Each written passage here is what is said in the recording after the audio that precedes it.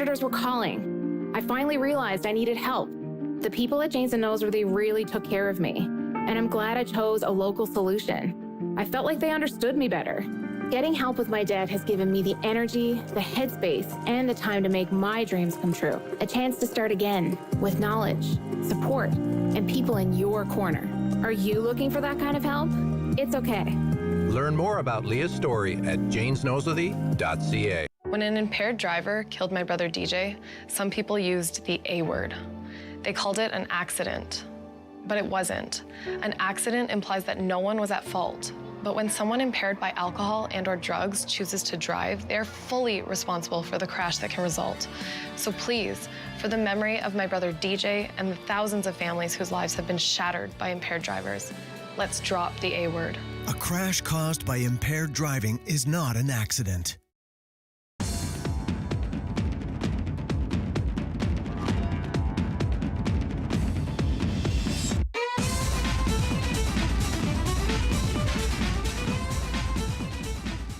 Good evening. How are you doing out there in TV land? It's your boy DC, and this is Out of the Fog. We're a local matters show that goes right across the province. And what it's all about is showing the good work that people, everyday people, are doing to make this province a better place to live and to work. Whether it's not-for-profit, arts, business, anything you got going on that's going to help show people what's possible if you walk your talk, please come through. Tonight, we have two amazing guests. Heather from Rescue NL is going to tell us all about her recent collaboration with Global Pet Foods and the great work they do to help out Rescue NL's efforts. Recently, Operation Annie brought a whole bunch of loving pets right to the Rock for foster fails and adoptees all over the place, and I can't wait to share her story with you guys. And then, of course, the amazing Leon Mills, 26 years running the Canadian Hard of Hearing Association Newfoundland and Labrador chapter. And did you know that over 25% of people watching this show tonight are going to have some kind of hearing reality? This show is all about showing you what he is doing with his amazing team to make better hearing for everyone. This is Out of the Fog. You're going to meet some cool people right after the break.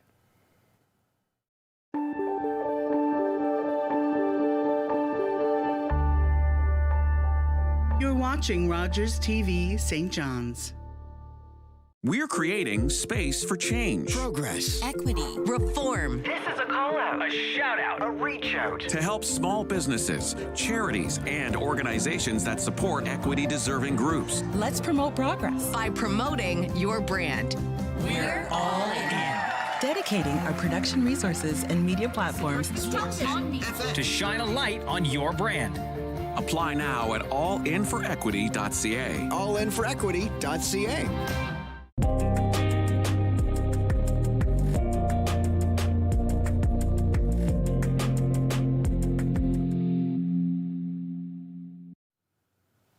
Welcome back, everybody. This is Out of the Fog, and I'm so excited because I don't got one guest hanging out with me for the next few minutes. I've got two.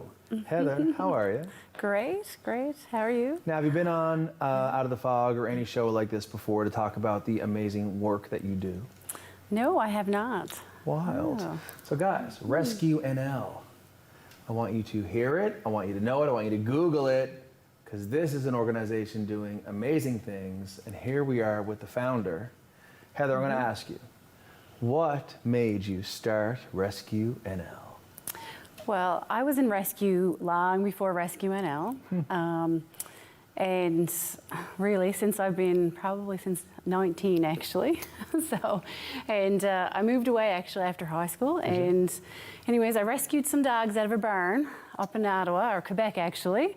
And that was my first experience with rescue. So since then, that's where my heart is. So anyways, I moved back to Newfoundland and rescued some dogs here and got into rescue here. And you know, I felt like I needed to rescue all animals, not just, you know, a certain type. And so Rescue NL was started, and we rescue everything from hamsters to horses right across the island. So that's why I started the rescue, and that's how Rescue NL, I guess, exists today. May I ask who, for the viewers at home, dying to know, they're like, shut up, Donnie, we don't want to hear you. We want to know who is on Heather's lap. Tell us. This is Tiny Tim, and he is one of our rescue dogs that we got when we went to Manitoba recently. And he's super yes, I know, cute Tiny and Tim, super I good. know. And he's just 8 weeks old. He was a little orphan puppy that we got, and he was just 3.5 weeks old when we got him. So he's doing very good. Wow, just 3.5. Yeah, his mom died, and he was found, just him and some other littermates, but he was the lucky one. He's the only one that survived. Wow. I have to ask you, take me back. You're in Quebec. I mean, you just overviewed it like it was nothing. Like, would you walk across a barn, hear some dogs, take them and get them home? It's like, no, like, tell me more about that. Well, actually, where I was living at the time, I was living in Ottawa, actually, and anyways, someone had broken into my apartment is what happened, so I said, you know, I need to get myself a dog. So I started looking in the paper. So I went and I seen these dogs in Quebec, and the conditions they were living in, they needed to be rescued. Wow. So you were shocked, were you? I was shocked, yeah. These dogs, you know, were just basically thrown in the barn and never lived inside, never been inside, nothing. They were Dalmatians, and they weren't white, they were yellow. Wow. Yeah, so that was my, like I said, my first experience, and it drew me to it. Like, I knew this is what I was meant to do. No way. Yeah. Were you always an animal lover growing up? I was, and we had dogs growing up. Yeah. Yeah. Yeah. Recently, you had a rescue endeavor out of Winnipeg, if I can say, as the province. We did, yeah. How did that come to be? Yeah. Well, we had some dogs brought down from Winnipeg. We rescued from Winnipeg. There was 4 that we had brought down. And one of them, Annie, we named her Orphan Annie. And she's a sweet little dog. And anyways, when we got her down here, when we brought her down to the vet, we knew she needed some medical attention. And we knew that before she came, actually. Sure. And I said, you know what? Send her, right? We knew she had a bad leg. That's what I knew. And I said, like, it doesn't matter. You told me now, send her. I will get her figured out, you know, we'll help her. So they sent her down. When we took her in, we had no idea what we were facing. So the vet called me and they said, you know, she's been shot. She's been shot 6 times in the head and neck area.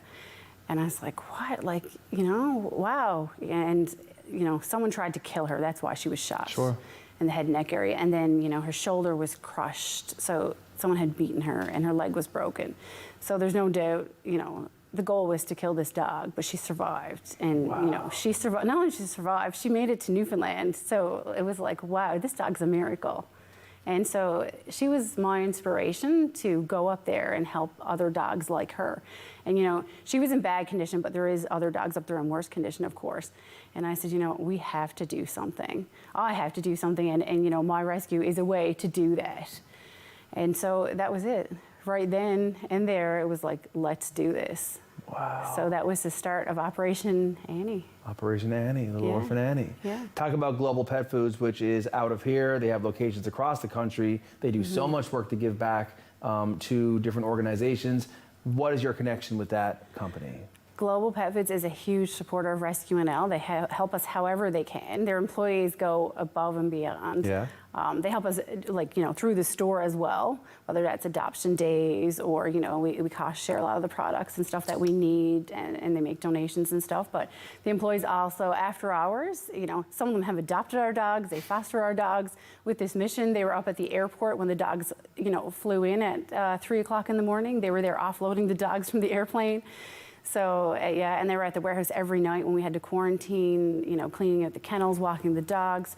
Just absolutely, just amazing company, and, you know, we couldn't ask for any better. That's so amazing to hear. Yeah. You know, it's inspiring. So many local, you know, retail and product selling companies exist, but to have the folks who work in that organization be at the airport at 3 a.m. to help offload these rescue animals, that's a next level type of commitment. It is, you know, because they really didn't have to do that. They chose to do that because they wanted to help. Yeah, which is amazing. Yeah. So Global Pet Foods joining in, helping how many pets? 68 we brought down on that airplane, that charter. 68 pets? Yeah. From Winnipeg to here. 68 dogs, yeah. Wow, Yeah. different breeds? All different breeds, yeah. Different ages?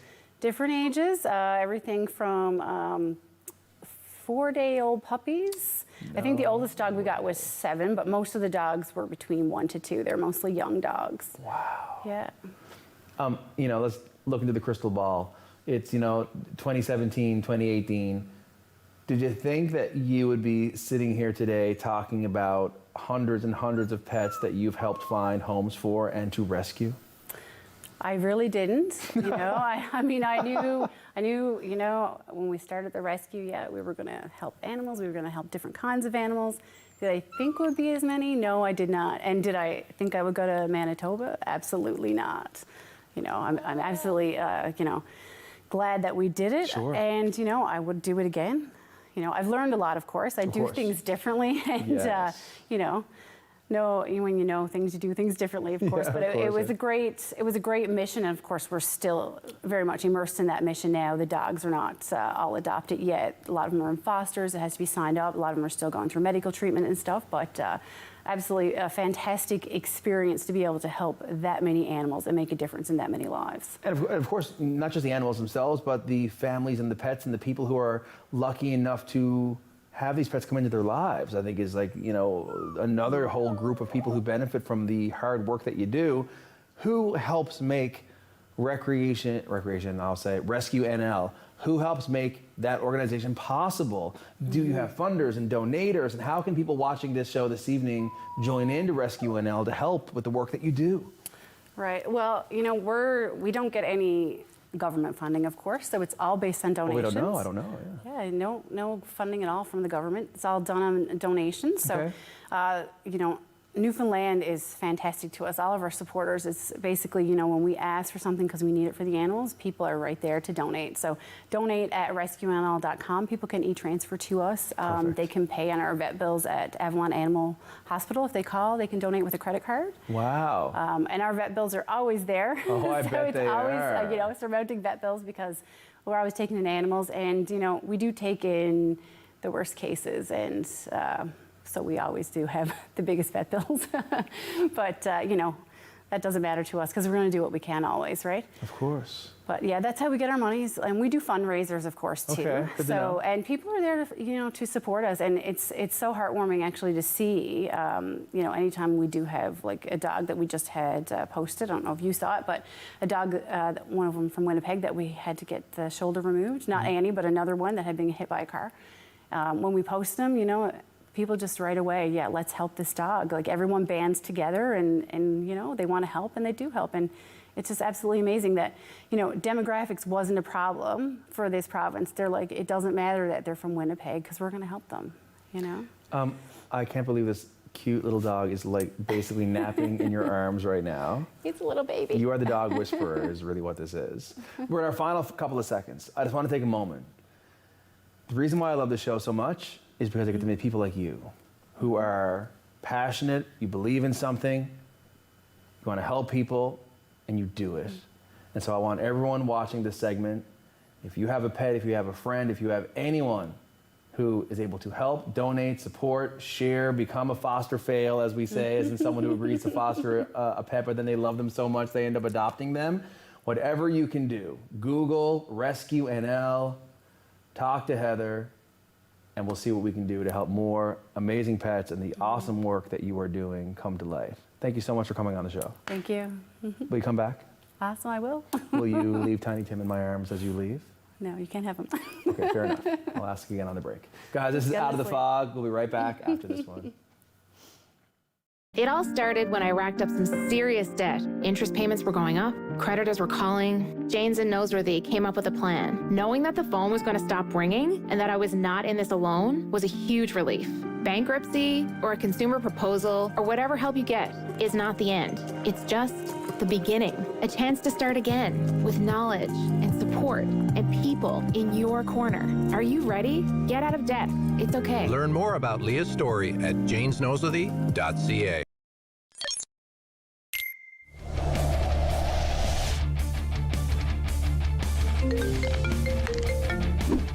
Yo. Yep. Okay, I'll be there.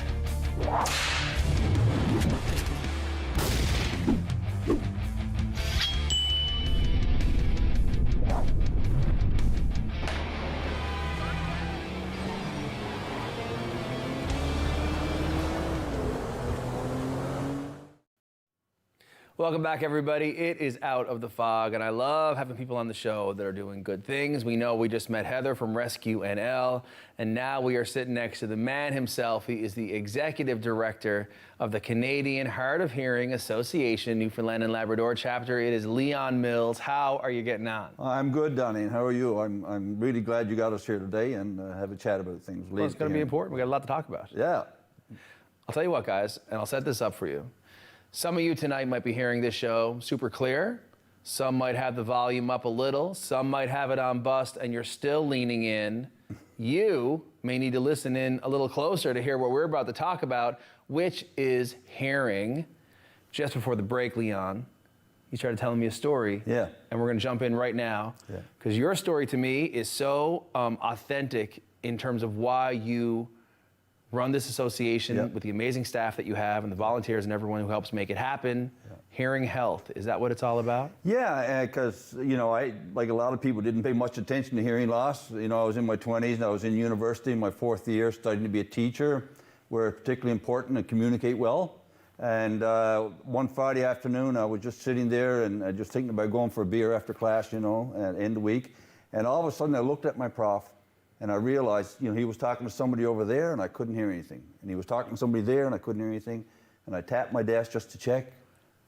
And I said, I'm deaf. So I was like, what am I going to do? And so I went to class. Right after class, I went to the on-campus clinic. They just sent me on down the old Janeway down in Pleasantville, and they did some tests. And the guy, the audiologist came out and he wrote me a note, 2 words, said you're deaf. And I'm like, okay, fix it. I didn't know. Because I just thought I'd get hearing aids like my dad, my grandfather, ran the family. And he said, well, we can't, another note kind of thing. And I said, well, what am I supposed to do? I'm in university, I'm studying to be a teacher, etc.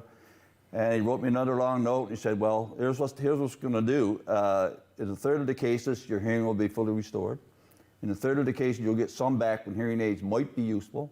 And in a third of the cases, you'll be deaf for good. So he said, just go home and wait. And at the time, I was a proctor in Burton's Pond, responsible for 100 students in the building, couldn't hear a thing. So after about 3 weeks, I was, one Saturday morning, I realized I was reading a book, and all of a sudden, I could hear something. And I realized my roommate had the TV on, and so I couldn't understand it, but I could hear it, which is encouraging. Of course. So Monday morning, back to the Janeway, more tests, and they said, well, you got some hearing back, and we think hearing aids will be useful. So they did the molds, and got sent away, got them made. A couple weeks later, I go down, they popped them into my ears, turn it on, and bang, I could understand again. I could hear again, So I cried. It was a very emotional moment. So all of that allowed me to go back to school and get my degree. And I was teaching for 7 years, and then my hearing got a bit worse again. And I just had to give up teaching in the classroom because I couldn't manage it anymore. So between the jigs and the reels, I ended up going to work with the Hard of Hearing Association. That was 26 years ago, and I'm still there. And so I guess, because it happened to me and I have hearing loss, I have that passion for the cause.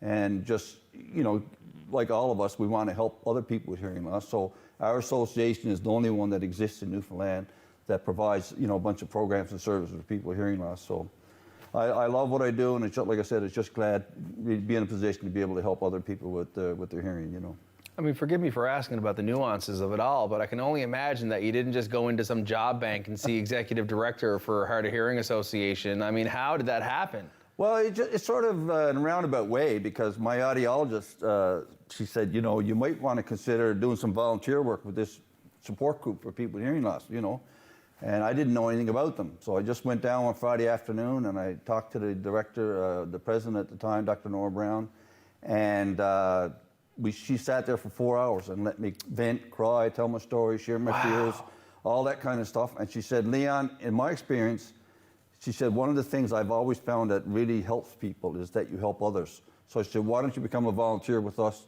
and help others and see what happens, And so it just so happened they had a grant for a year and a half on a project, and they asked me to apply for it. So I did, and then one thing led to another. We started a dream home, and we got enough money to hire staff, and I became the first full-time staff member, executive director, and then we started hiring other people as we grew over the next, 26 years.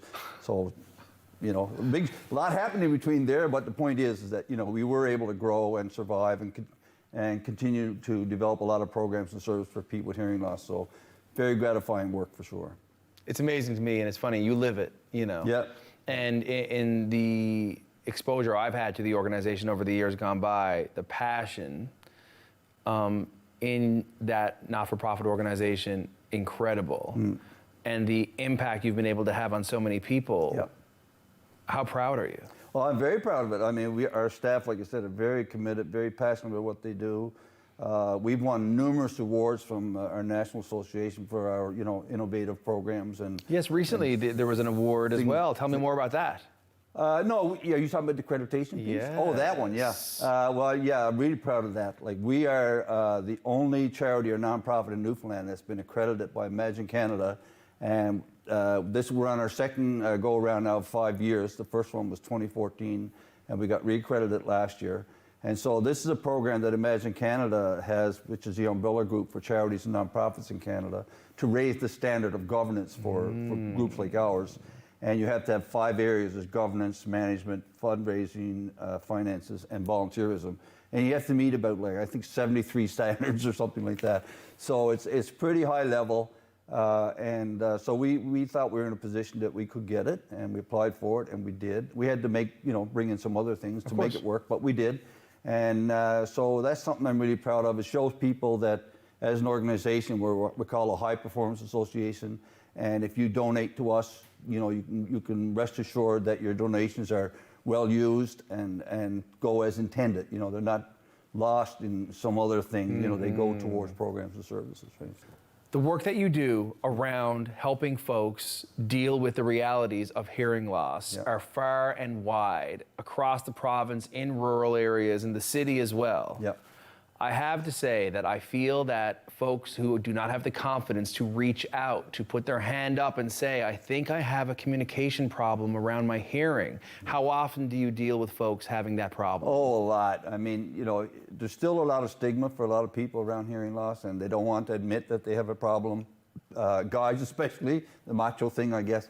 But a lot of people are still reluctant to get help because they think it makes them look deficient somehow or look weak or whatever. But we always tell people, look, you wear glasses, right? No big deal.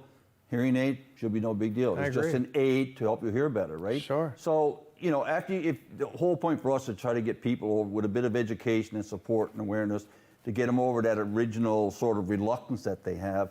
And so a lot of our clients, after they interact with us that way, they do go on to become, successful hearing aid users or use other hearing assisted technology, either with the hearing aids or on its own, to help them to hear better. And that leads to a much better quality of life. So you're feeling less isolated and all those kinds of things, right? Well, that's the buzzword, is when you don't reach out for the help you need around getting advice or solutions, what ends up suffering is your quality of life. You regress, you isolate. And I think it's important for us to zoom right in on this topic, because the pandemic, the first thought I had was when masks came into play, was the impact it would have on people who rely on lip reading, who are hard of hearing or deaf.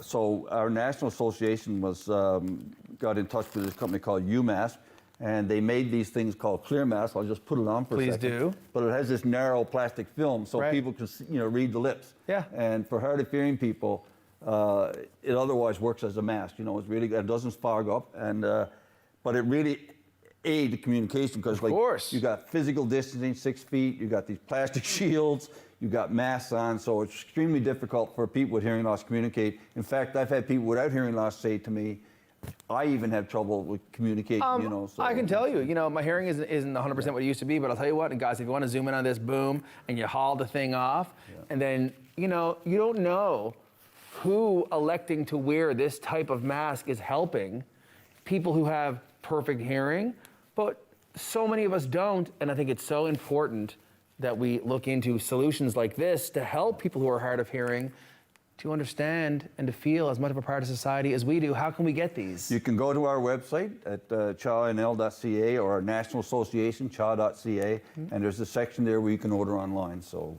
right direct from the company or whatever. So that's amazing. Yeah, and they're great.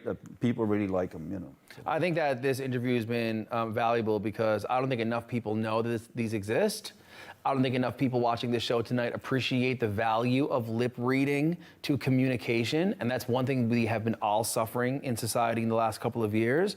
If any business, if any soul wants to help out the distribution initiative of masks that actually have a place for us to read each other's lips and to better communicate, I think it is something absolutely worth looking into. Please visit cha-nl.ca.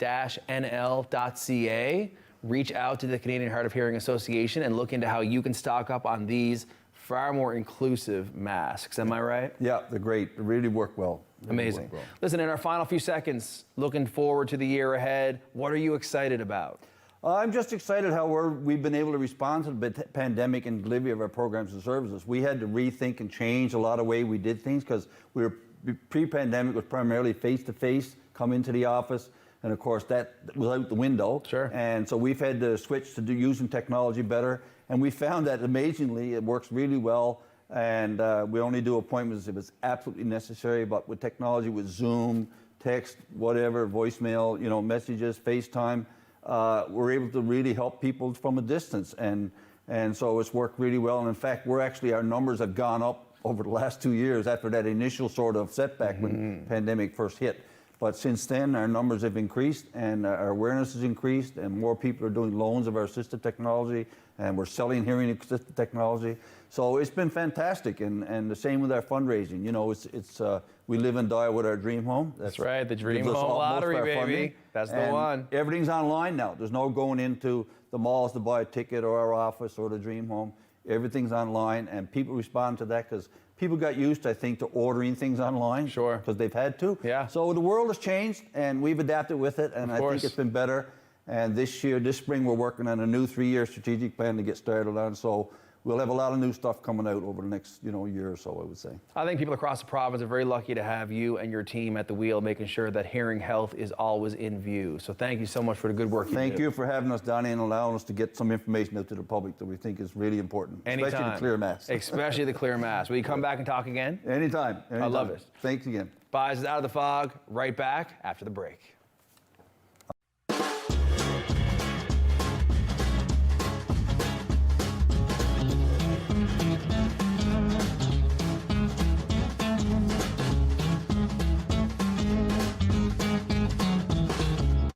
Well, guys, what can I tell you? From Heather and Rescue NL and the incredible efforts that we want you to get on and figure out more about how you can support through donation and their fundraising and how you might be able to take home one of their pets for a foster fail or to adopt yourself. Check them out. And of course, the Canadian Hard of Hearing Association. Disc Mask Initiative is the answer to so many people's problems, let alone, says Julia, who helps us out here on the show so much at Rogers. We love her. And she says, even just to see smiles, let alone hear what we got to say. This is what it's all about. Check it out. It's Out of the Fog, and we'll see you guys next time. If you have a comment about this program, we'd love to hear it. Email or call us or send us